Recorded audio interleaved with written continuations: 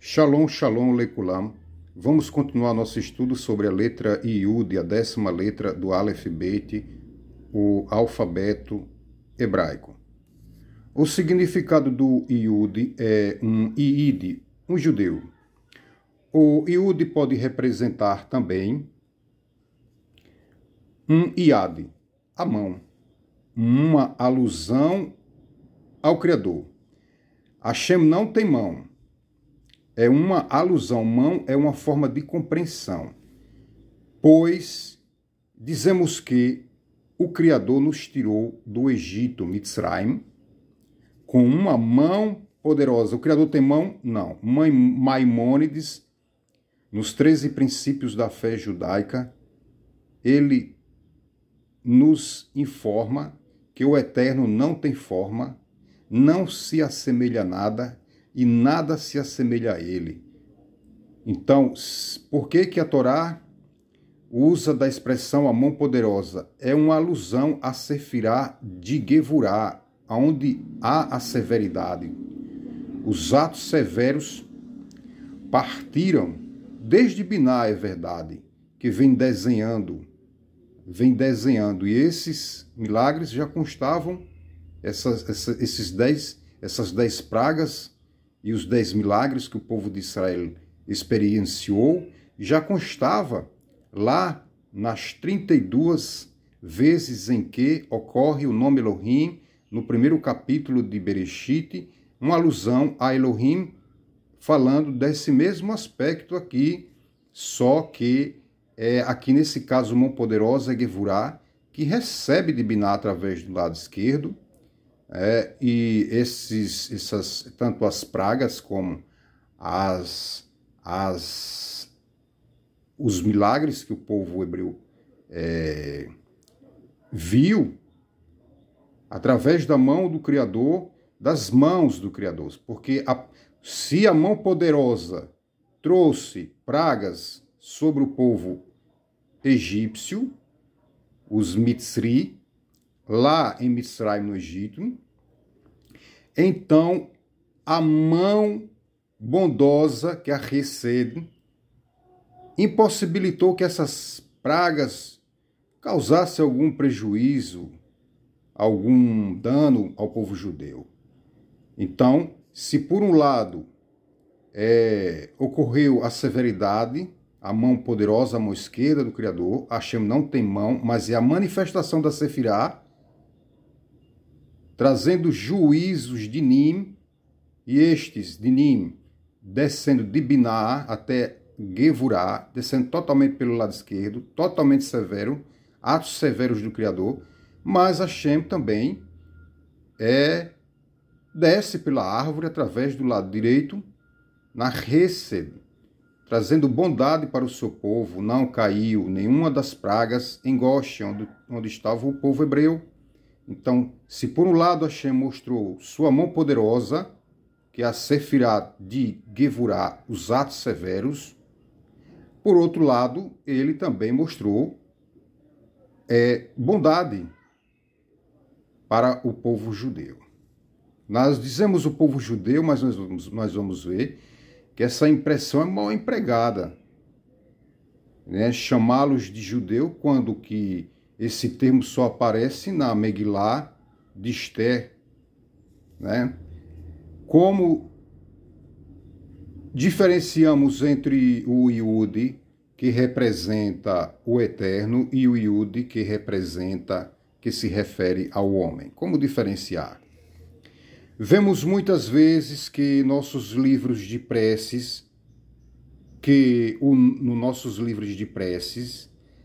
nome de Hashem é composto de 2 Yuds. Tem alguns Sidurim que tem no lugar do tetragrama o Yod-He Vav-He, ou mesmo o nome Adonai. Vemos que é substituído por 2 Yuds e 2 Yuds consecutivos, um imediatamente após o outro. Os 2 Yuds nesses livros, principalmente os Sidurim mais místicos, onde tem mais a ocorrência desses 2 Yuds, constitui a força vital em dois dos nomes do Criador. Os dois nomes, como eu disse, continuo a dizer, Hashem não tem nome, mas é o meio pelo qual ele se manifesta e se revela. O primeiro nome de Hashem, o tetragrama, é escrito com Yod, He, Vav, He, né? Muito conhecido. O tetragrama representa o Criador como ele é além da natureza. Aqui também é uma representação das 10 sefirotes, sendo que Yod, essa primeira letra, ela tem uma parte superior, vocês observem, a parte mais elevada dessa letra é a Keter, a coroa. E o Yod mesmo, essa minha primeira letra do nome do Eterno no tetragrama, ela representa Rochma, sabedoria. Então temos Keter, coroa e Rochma na primeira letra. A segunda é Binah, que é o entendimento. E 6 são 6 sefirot, ou seja, desde Hesed, bondade, Gevurah, severidade, como expliquei ainda agora, a mão poderosa é Gevurah, a mão Hesed, a mão bondosa, Hashem mostrando sua bondade para com os descendentes de Abraham. E, então, Hesed, a primeira, bondade, severidade, Gevurah, segunda, Tiferet, terceira, beleza, Netzach, vitória, Rod, esplendor, e Esod, para completar o sexto domínio, o sexto Sefirot, Vav Sefirot, é Esod. E por último, a Re, que é o aspecto natural das coisas, que é a Malchut, a 10ª Sefirá. O tetragrama representa o Criador como ele é além da natureza. O segundo nome do Eterno é Adonai, que é Aleph, escrito assim, Aleph, Dalet, Nun e Yod, ou Yud. Isso significa como o Eterno, o Mestre do Universo, se manifesta na natureza. O Yud no início do tetragrama e o Yud ao final de Adonai, aqui, ó, o Yud ao final de Adonai e o Yud no início do tetragrama é a razão dos sidurins mais místicos ter no lugar do tetragrama ou de Adonai ter 2 Yuds. O primeiro Yud do tetragrama e o último Yud, a última letra, o Yud do nome Adonai.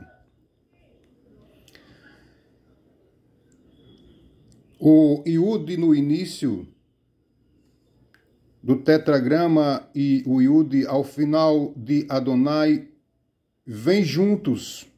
Um Yud seguido pelo outro Yud, para representar uma fusão dessas duas expressões da divindade. Esta fusão, que fusão? A fusão do transcendental com o natural. Fusão é uma afirmação do fato de que, embora vivamos num mundo físico, tipificado a última Yud de Adonai, de um mundo físico de ordem natural, o Criador é verdadeiramente único, o único Criador da natureza. E isso tipificado no nome transcendental de 4 letras, a saber, Yud, Re, Vav, Re. Eu vou agora até aqui o quadro mostrar como é a ocorrência desses 2 Yuds no Sidurim. Em questão aqui alguns Sidurins que expressa 2 Yud no lugar do tetragrama, ou mesmo até outros nomes, ou Adonai, vem 2 Iud. Vamos ver a razão. Shalom, shalom, estamos aqui novamente, né? Vamos ver aqui, ó. Aparece assim, ó, no lugar do tetragrama, Iod e Iod. Já vimos o primeiro Iod representando o tetragrama, o segundo, o primeiro nome do tetragrama, o primeiro nome não, a primeira letra do tetragrama, o Iod, a primeira letra do tetragrama, e o Iod consecutivo, que vem logo a seguir da última letra de Adonai,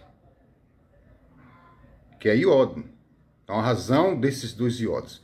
Então, estamos aqui, olha, coloquei o nome abaixo, não se pode escrever o nome do Criador da mesma forma como está nos livros sagrados. Eu coloquei o Iud caído e coloquei hífens para separar letra por letra.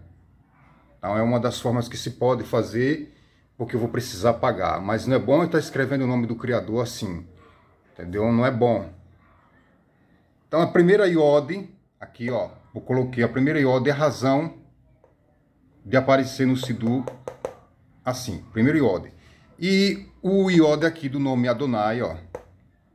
O nome Adonai, Aleph, Dalet, Nun, Iod, é a razão desse segundo Iod aparecer no lugar do nome, né? Quando a gente diz Baruch Atah Adonai, a gente não diz Adonai. Diz, tá lá, sim, expresso, Yeyá. Baruch Atah Yeyá, porque Yeyá é primeiro Iod do tetragrama, segundo Iod no final da palavra Adonai, do nome do eterno Adonai.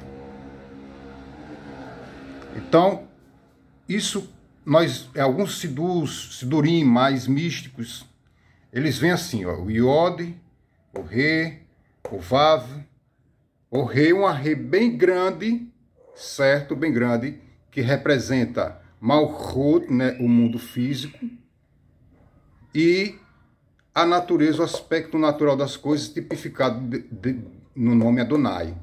Então, Adonai vem dentro de Malchut, a natureza, Malchut. Então, essa é a razão desse nome Adonai vir aqui, né, em alguns sidurins, vocês vão ver assim, Iod, Re, Vav, uma Re grande, e o nome dentro do preenchendo, por preenchimento, o nome Adonai preenchendo a letra Re.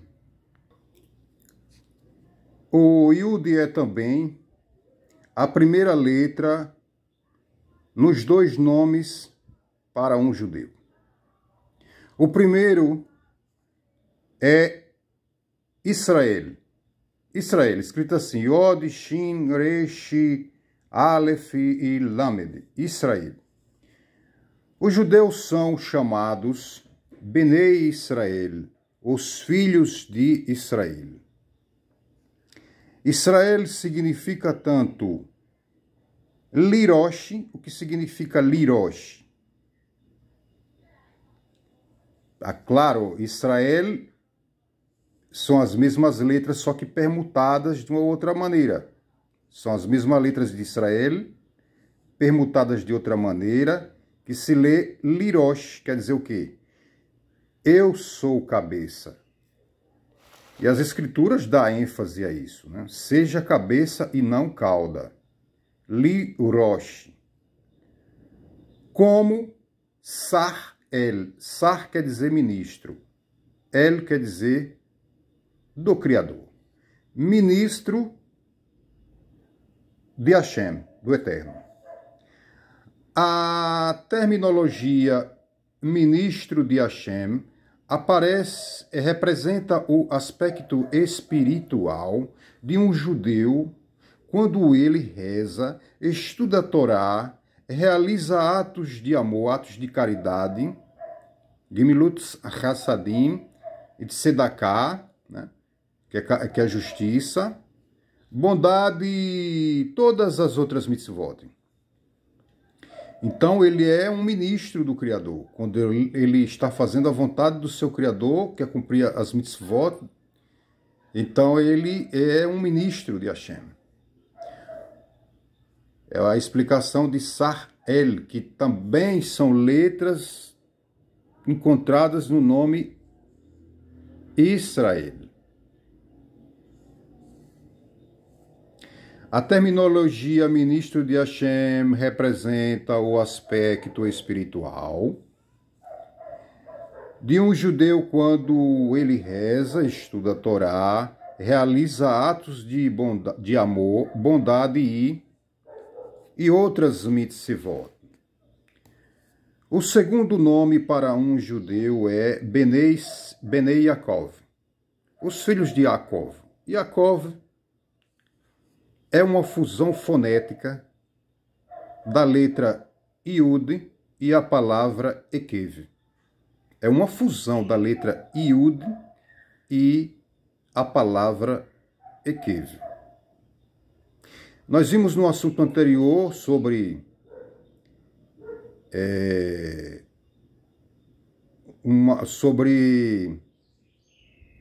nós vimos no assunto anterior, na letra Tete, e estamos aqui agora continuando essa questão.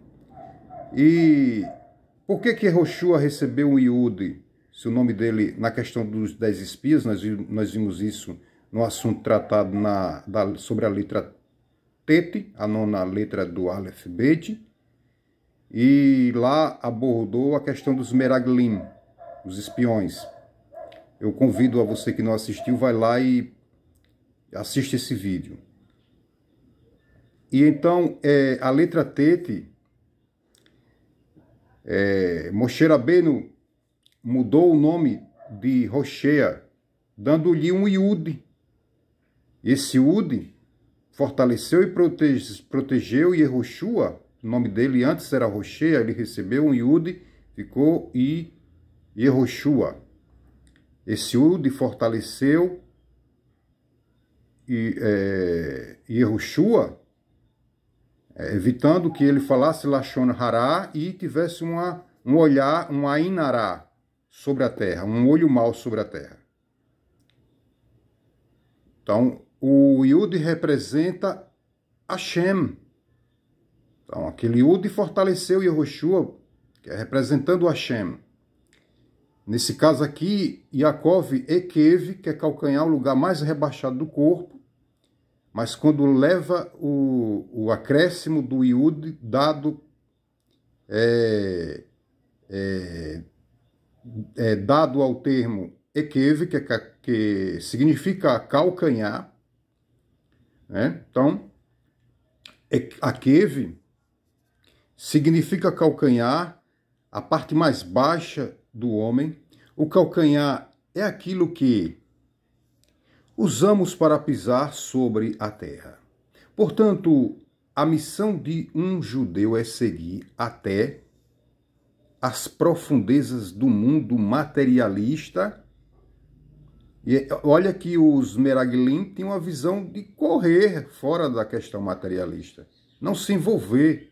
E é o projeto de Hashem, desde a criação do mundo, que o homem se envolva com as questões materiais e as eleve, né?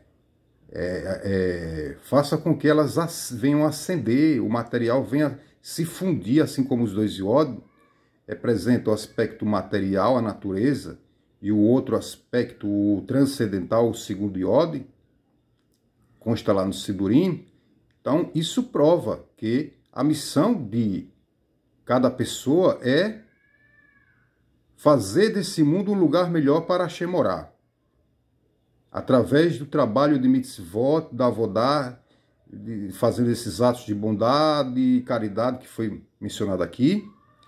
E quando o Yehoshua recebe esse Yod, ele é fortalecido com o lado transcendental. Esse segundo Yod é o primeiro Yod do tetragrama que ele recebe de Hashem. Ele é fortalecido com o transcendental, tem uma visão diferenciada, ele e Kalev. Então, e infundir o mundo material, infundir com o Yud de Hashem, o Yud que é transcendental, o Yud do tetragrama. De divindade, isso não é verdadeiro somente no que diz respeito à terra de Israel. Ou a sinagoga refere-se a todo lugar em que um judeu põe o pé. Devemos viajar do Shabat até o dia de semana e dar prece aos negócios com a mesma intenção, com a mesma paixão de cumprimento e completar a criação de Hashem. Ou seja, da mesma forma que a pessoa vai estudar a Torá, como queriam os Meraglim, não perder tempo e não sei o que, não sei o que, está faltando, não está um pensamento de que do chá, como quer o Criador, como o Criador quer. Também não se pode julgar aqueles homens, não estamos no nível deles. Mas, para nós que não estamos no nível deles, mais ainda precisamos nos envolver com as coisas materiais e com a Kavaná, com a intenção de fazer aqui um lugar melhor para Hashem viver. Entre aspas, para Hashem residir, morar. Ele que escolheu morar aqui, fazer daqui uma morada. Então, da mesma forma que a pessoa está no Shabat de Shavuot, vai lidar com 6 dias durante a semana e se envolver, sair daquele estado elevado de Shabat, e da mesma forma que alguém está fazendo a sua prece, seja Shaharit, ou Arvit, ou Minha, e tenha que sair imediatamente após as orações de um nível tão elevado para poder envolver-se com negócios, achando que não, talvez não seja tão elevado os negócios, alguém pode pensar. Mas como se a sabedoria diz que quem trabalha nos 6 dias da semana come no Shabat. E o trabalho é Torá. Então, esse trabalho nos 6 dias é através das parashiot semanal, Parashat Hashavua. Ele trabalha 6 dias e no Shabat ele come. Come das coisas sagradas que ele trabalhou. Que a Torá é um pão espiritual. Porque senão Moshe não teria dito, nem só de pão vive o homem, mas de toda a Torá da Kadosh Baruch Hu. Então é dar prece aos negócios com a mesma intenção, com a mesma paixão de cumprir e completar a criação de Hashem. Dissemos que há 2 nomes para um judeu, mas de onde realmente deriva a palavra judeu? Yehudi, em hebraico, questiona. Nem sequer vemos o termo Yehudi, que é judeu, em nossos textos até a Megilá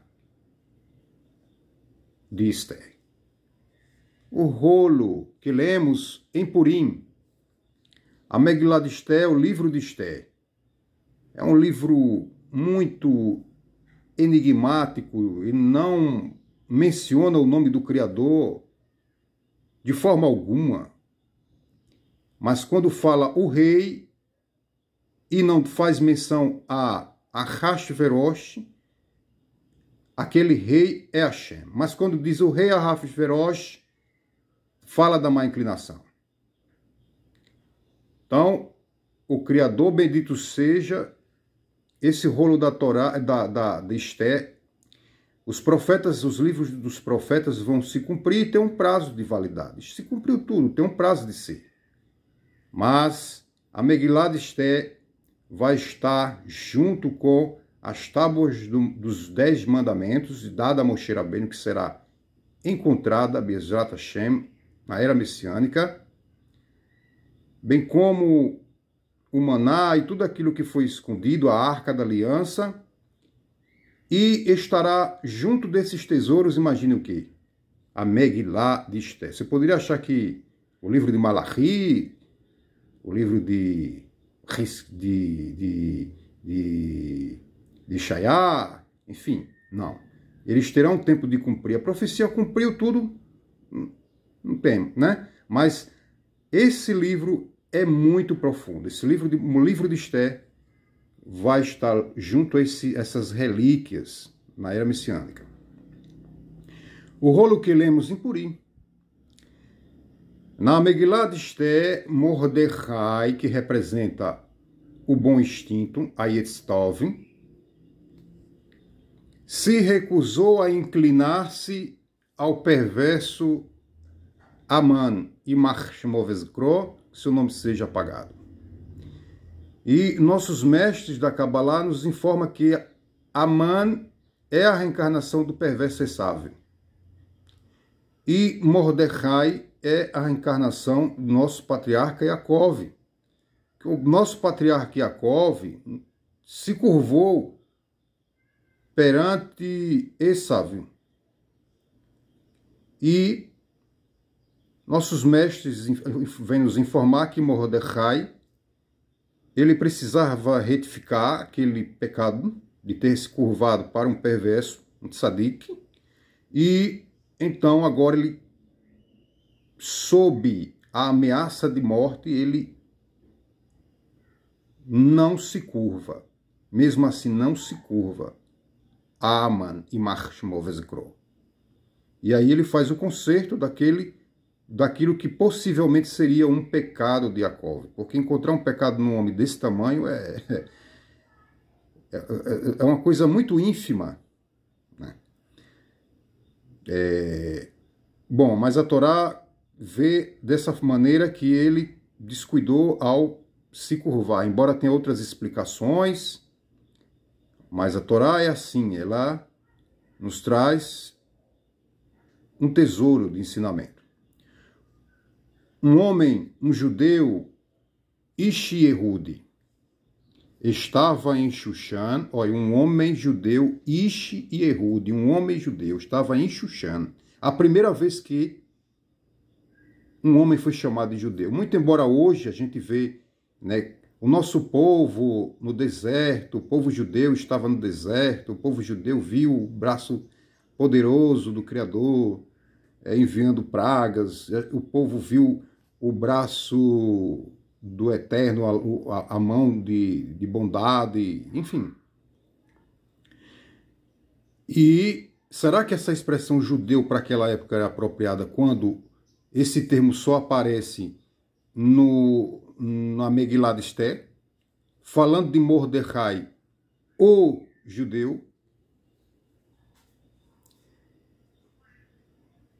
E o Talmud observa que Mordecai não veio da tribo de Yehudá para ser chamado Yehudi. Ele pertencia à tribo de Binyamin. Ele não deveria, portanto, ter sido chamado Mordecai, o Binhamita, Yemini? O Talmud continua e declara que todo aquele que nega a idolatria e assim reconhece o Eterno é chamado um Yehudi. Yehudá, o judeu. Opa! É interessante notar que a letra Yud, quando colocada no início de uma palavra, representa a constância. Olha só. Um Yud na frente de uma palavra representa a constância, continuidade. Este conceito é ilustrado no versículo em Iov, que é Jó. Assim Iov faz, Iase, o verbo fazer, Iase, todos os seus dias, ou seja, havia constância em Iov, não à toa, o seu nome tem um Yud. Então, o termo diz assim, fazia todos os dias, ele era constante, e o seu nome tem um Iod. O nome Iov tem Iod, um Iod. O verbo assar, fazer, se referia tipicamente a uma realização de uma única vez. Aqui, no entanto, um Yud o precede olha só, a forma escrita, falando de Jó, um iude o precede. Estamos aqui com o Sefer Iov, mostrando como se escreve o nome Iov, que é Jó. Aleph, Iude, aqui nossa Iude, né? Mostrando que essa é uma letra que tem um significado. Quando colocada no início de uma palavra, significa constância. Nós veremos isso. Está aqui Iov, além de que Iov tem o Iude, que é a nossa letra aqui em questão, que está sendo estudada. Mas falando do capítulo abordado aqui no nosso estudo, capítulo 1, verso 5. Capítulo 1, verso 5. Estamos aqui no início. Aqui, ó. Perek Aleph, Pasuk Re. Não vou ler todo, mas vamos para não ficar muito extenso esse shiur. Temos aqui, ó, o verbo Yaas, mostrando que ele fazia. Yaas Iov Kol Hayamim. Ou seja, assim fazia Iov. O que ele fazia? Ele era constante nos caminhos do seu Criador. E a constância a gente aprende a partir dessa letra, da primeira letra aqui, ó, a Iod. Porque essa não é a forma comum do verbo fazer. A forma comum do verbo fazer, Yaas, a ser, que digo, a ser. A forma comum do verbo a ser não vem com o iode. Quando ocorre o iode, significa que esse processo é contínuo. Ou seja, a pessoa faz e, sei lá, Deus nos livre, deixa de fazer. Então, não tem o iode, carece do iode. Assim foi com o Yehoshua, que recebeu o iode. Assim é aqui a questão do verbo.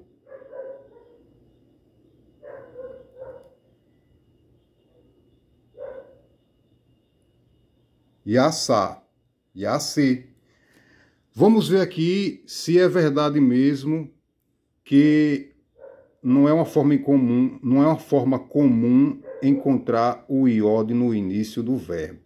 E quando isso ocorre, como vimos na Escritura Sagrada, não é aleatório. Tem um significado de constância. Iov era constante nos caminhos do seu Criador. Aqui o mesmo verbo assá, ou assê, tanto faz, certo? Se pronuncia assá, assê. Não tem o iode. Olha, Ain, Shin e Re. Vamos ver aqui as mesmas letras. Ain, Shin, Shin e Re. Só que aqui tem iode. E aqui no nosso dicionário, não. Então, aqui é um fazer que não vai trazer constância. Não necessariamente vai ser um ato constante. Só fez e não se sabe. Mas a Escritura traz um iude no início de AC aqui, para mostrar que Iov, ele era constante. Bendito seja o Eterno. Então vamos continuar o nosso estudo sobre a letra Iod. Então vimos aqui assim, Iov faz, Iac, que vem do verbo assar, fazer. Todos os seus dias, fazia assim todos os seus dias. O verbo assar, fazer, se referia tipicamente a uma realização de uma única vez. O verbo assar, como vimos aqui, ó, sem o Iude, Assá, aqui ó, Assá, é a realização de um ato uma única vez.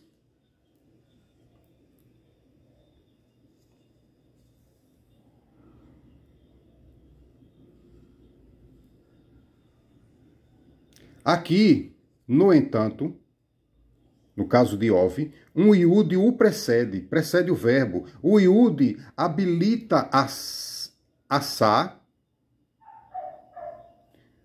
com continuidade, habilita o verbo com continuidade. O Iude dá continuidade ao verbo. Iov fez oferendas queimadas para seus filhos, não apenas esta única vez, mas todo ano naquela época, todos os seus dias. O mesmo conceito é verdadeiro para o nome de Hashem. O nome de Hashem é escrito Yod He Vav He. A palavra Rové, Re, Vav e Re, aqui do nome do eterno tetragrama, se tirar o Yod, significa o quê? O presente. Rové quer dizer o quê? Do nome do eterno de 4 letras, Yud, Re, Vav, Re, certo? Se for tirado a Yud, ele o nome do Criador,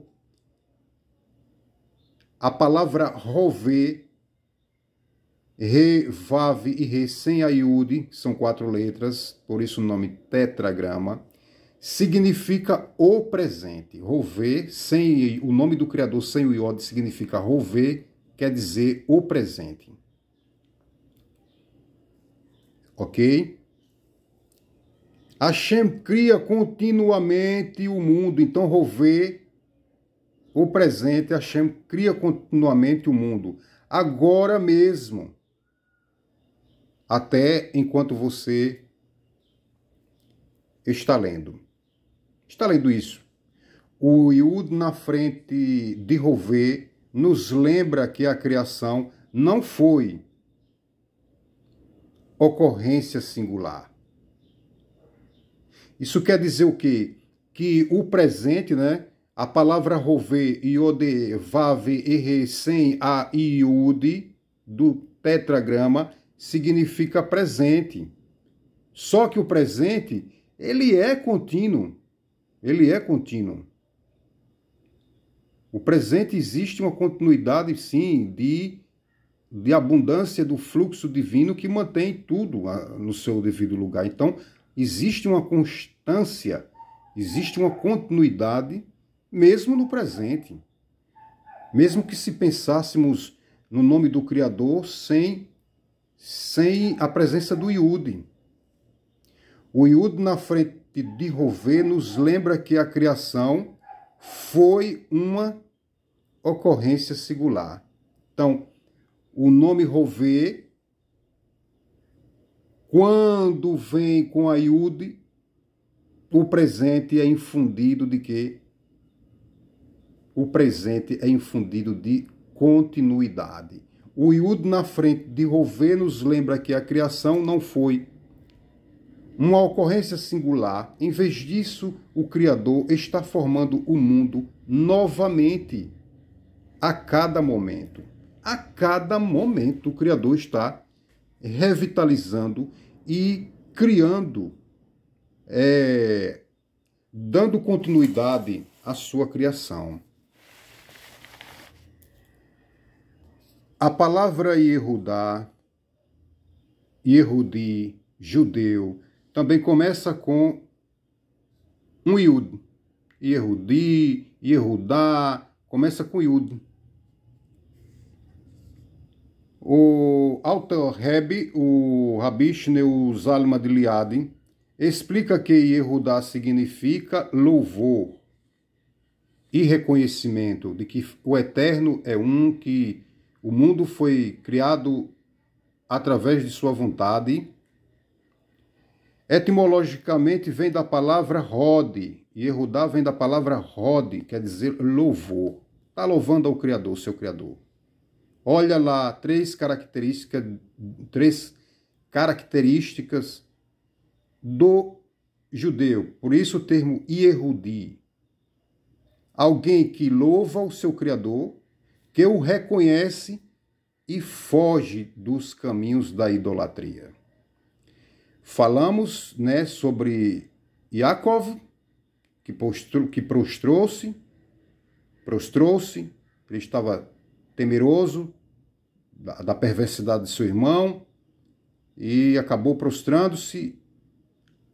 Assim, ele teve que vir na rotação de alma, pelo nome conhecido como Mordecai, do relato de Esté, e Iov também vem consertar, segundo Arizal, no livro Rotações da Alma, Gilgul Haneshamot, do Arizal, o Rabino Yitzhak Luria, ele afirma nesse Sefer que Iov é a reencarnação de Terá, que Terá era idólatra, e por ele ter feito um ato de bondade, de caridade com Avraham Avinu, escondendo-o para que Nirod não o matasse, então abriu-se um leque de possibilidades para ele fazer o conserto.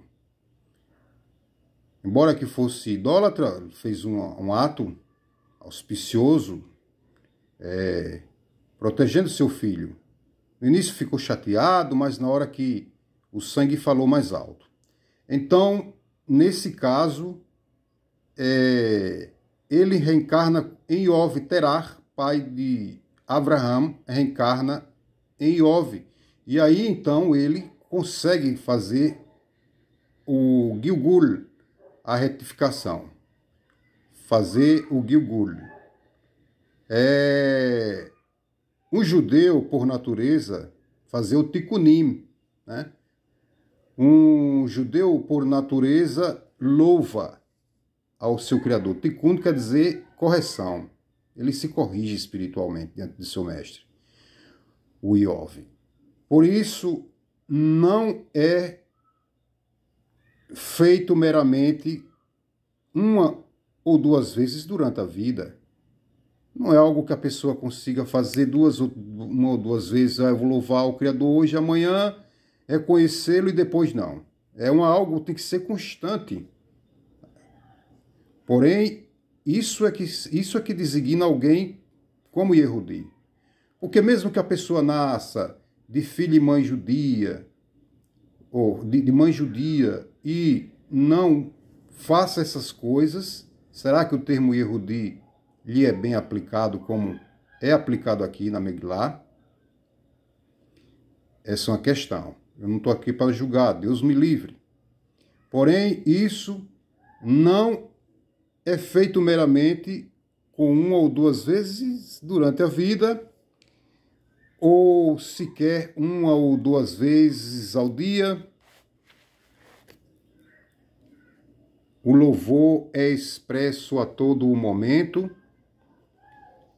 Nossa existência terrena, o louvor é expresso em todo momento de nossa existência terrena. Curta é nossa existência. Então devemos aproveitar e permeá-la de sentido, que o sentido da vida é a espiritualidade. Este é o Yud que é colocado antes da palavra radical, Hod, louvar. Representa o desejo contínuo e inato de um judeu louvar ao Criador. Obviamente, alguns dias aquele desejo pode estar oculto e podemos não estar conscientes dele. Mas jamais pode obscurecer a conexão perpétua e restrita do judeu com o seu Criador. Então, apesar que talvez essa pessoa não esteja fazendo jus ao nome Yehudi, No entanto, há um bem oculto, uma chama que quando essa pessoa for exposta a um perigo e tenha que negar o nome do Criador, blasfemar contra as coisas sagradas, a Torá e os mestres sagrados, falar coisas... Deus nos livre, se assim ele fizer como Rabi Akiva dizia, que não gostava dos tzadikim, que se pudesse dava uma mordida neles. Então, mas olha quem se transformou, Rabi Akiva. Então há uma centelha, e ele mesmo provou isso, dizendo como será o dia da minha morte. Será que um dia eu vou cumprir essa mitzvah, a de Kiddush Hashem, de dar a vida pelo meu Criador, assim como está no Shema Israel, que disse com tudo que for possível nas minhas posses eu te dou, Hashem, até minha vida, se for preciso. Então, não só o corpo e a devoção, mas Hashem quer tudo, que é nossa fé. É claro que não devemos ser desequilibrados, mas ir pelo caminho do meio, do equilíbrio. Mas é preciso, em alguns momentos, quando a alma judia é exposta, como na Inquisição, em pogroms, e para não negar o nome do seu mestre, preferiram entregar suas vidas em sacrifício por amor do nome divino. Então essa força sobrenatural que há no judeu para fazer o Kiddush Hashem, Kiddush Hashem é alguém que faz isso, que dá a sua vida por amor ao Criador, para não ofendê-lo, não se desligar da árvore da vida. Então, nesse caso, o judeu mesmo, esse judeu que está um pouco afastado agora, mas ele tem dentro de si um bem inato, uma iluminação incrível, um potencial grandioso. Então, à luz desse fato, podemos reexaminar um dos períodos mais sombrios da história judaica. Hitler, Iyamar Shimon Zikro, que o nome dele seja apagado, forçou todos os judeus a usarem uma estrela amarela com a palavra Judi, Yehudi. Isso era muito bom. O que significa Yehudi? É como o mal estivesse dizendo, esse louva ao Criador constantemente, esse saiu do caminho, não anda na idolatria, nos maus costumes.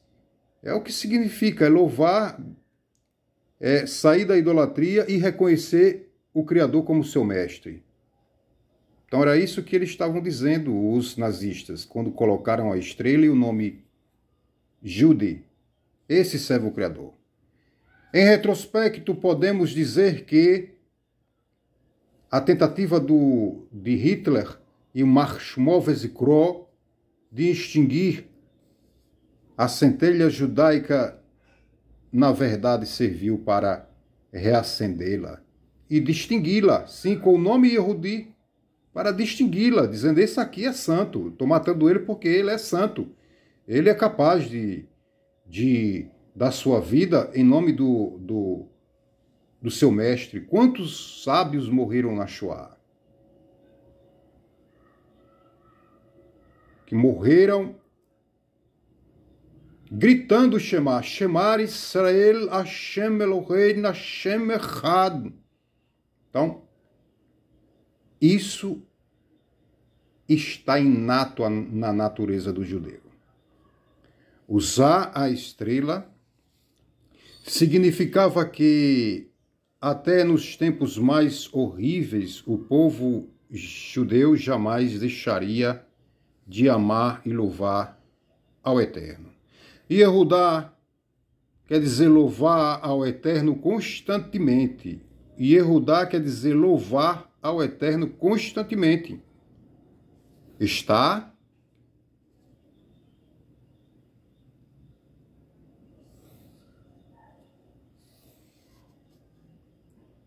entranhado nas entranhas do nosso próprio ser. Yud pode, o Yud, o poder indivisível de Hashem, sua mão, seu nome, um corredor até um nível elevado de conexão e entendimento para sempre entranhado em nosso nome judaico. Um Yud entranhado em nosso nome judaico e em nosso desejo inerente de louvar ao Eterno. Bendito seja. Findamos aqui o estudo da letra Yud e logo em breve, Bezrat Hashem, estaremos estudando sobre a letra Kaf. Daí agora passa a ser o valor numérico não mais unitário de um dígito, mas de 2 dígitos. Ou seja, será decimal. O valor numérico de Yud é 10, mas veremos agora Kaf. O valor numérico de Kaf é 20. Shalom, shalom, lekulam, bons estudos para todos.